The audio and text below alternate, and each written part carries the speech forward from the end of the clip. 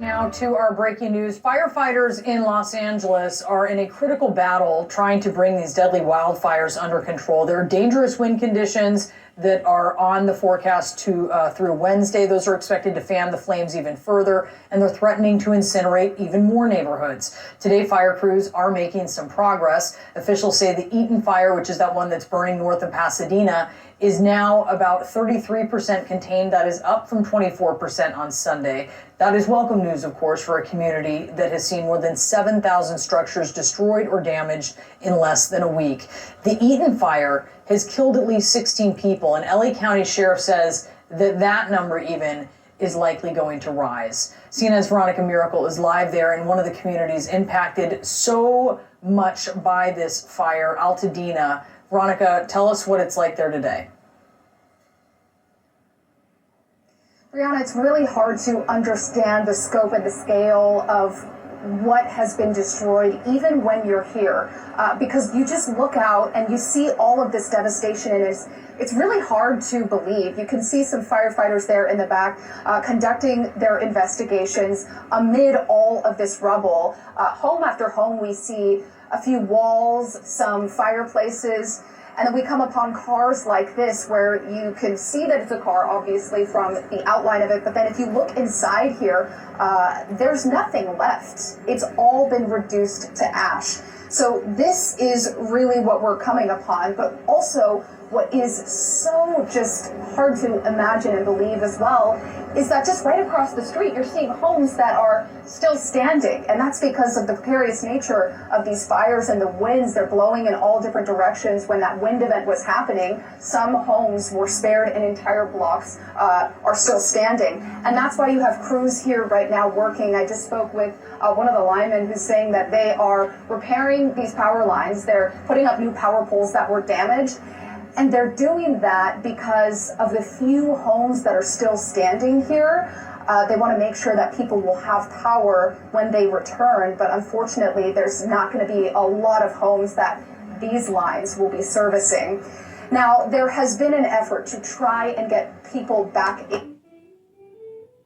Have been halted, unfortunately. There's a lot of issues, safety, and a lot of people trying to get in. Hear what authorities had to say this morning. We tried to be compassionate and put together a team to escort residents to their homes to either retrieve small pets or their medication. But that line became exceedingly large, and it was causing more problems than solutions. We have halted this escort service for the safety of everyone involved.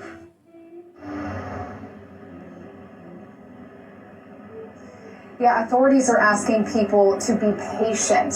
There are a number of issues right now. It's just not safe to be here. There's toxic ash in the air. In fact, we have masks here, but when you're not wearing it, it hurts your throat. They're also trying to find if there are still people there are remains in these houses. Investigators are going grid by grid to make sure that those missing are here somewhere in the rubble. So there is a lot happening here, and they're asking people to be patient. Back to you, Brianna. All right, Veronica Miracle live for us from Altadena. Thank you. Omar? Well, Brianna, as you know, so many people are dealing with loss right now. That includes the friends and family of Randall Mayad, who was killed as the Palisades fire overwhelmed his home. I want to bring in his friend of many years, Chris Weisner. And Chris, thanks for being here. I'm so sorry for your loss, and I'm sorry we're even talking like this. I mean, how are you holding up right now? How'd you find out? Hi, Omar. Thank you so much. I found out, after nonstop, relentlessly trying to reach out to him, invite him to my house to stay here and be safe with me and my wife and my family. I was stalking his social media. I DM'd his cousin, and eventually I found out, through a series of events, there was a picture posted. Both his cars were there, and one of his best friends, another best friend, Mike, said, "That's a red flag." And he was so right. Then it got reported that there was a body found in the southeast bedroom. That's indeed Randall's master bedroom. I used to live there for 2 years, so I well knew the layout of the property. And then the Malibu Times reported that he was found holding his kitten, which I got to tell you guys, I was there 10 days before, and I'm so happy I got to say my goodbyes to him, and it was It was bittersweet, and I gave him the biggest hug and told him I love him like a brother that day. But I remember he was searching all over for this new cat he got because he loved cats like they were his child. He had just lost a cat, and it was named Boo, and he loved him, made a memorial at Surfrider Beach for this cat, and now he finally got this new cat. He was so excited to show me, but he just couldn't find the cat. He searched everywhere in the house. Cat hid well. And, from everything I've put together, he must have just taken him a few minutes or a few seconds too long searching for that cat. And he underestimated this fire.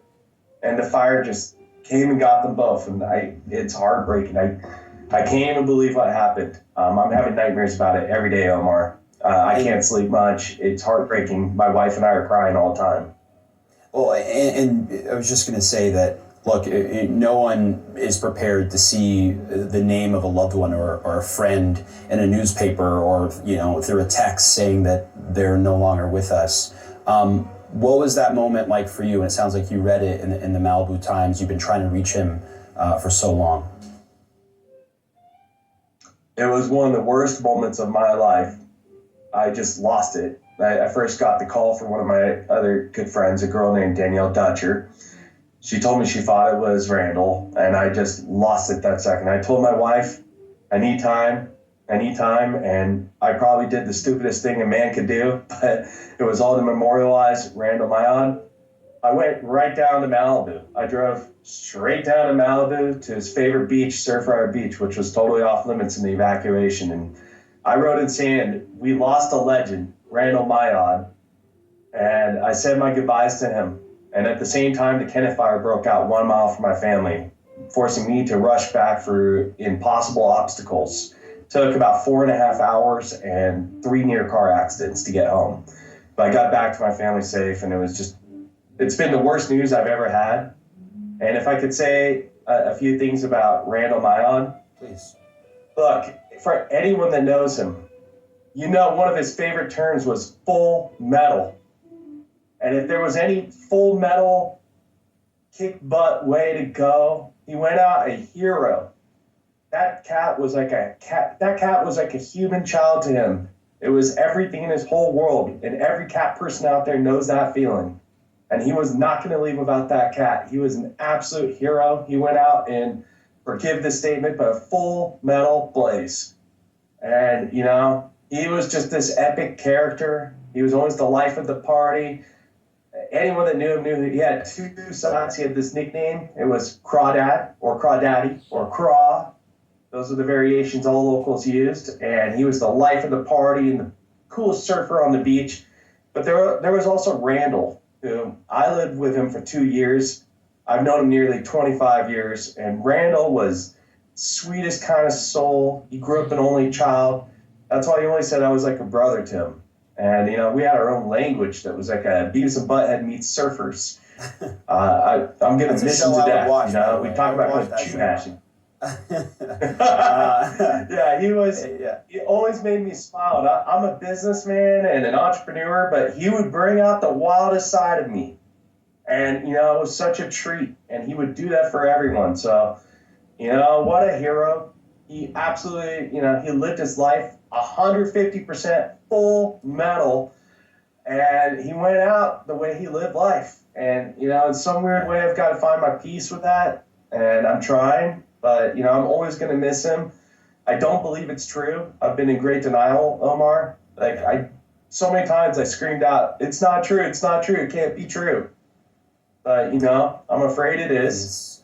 And, if I have any last wish from my side as a friend to him, or the city of Malibu itself, if they're listening, make a new program called the Surf Legend of the Year and make Randall Mayon that surfer this year. Do a paddle out, join the paddle out, because I know there will be one. Make him a legend. Yeah.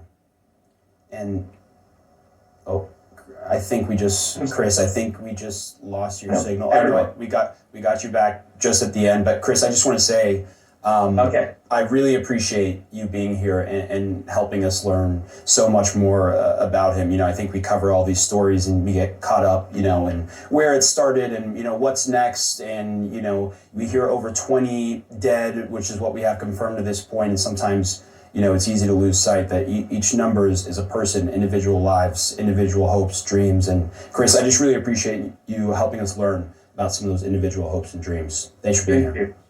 Of course. Thank you so much, Omar. I really appreciate it. Of course. We'll be right back.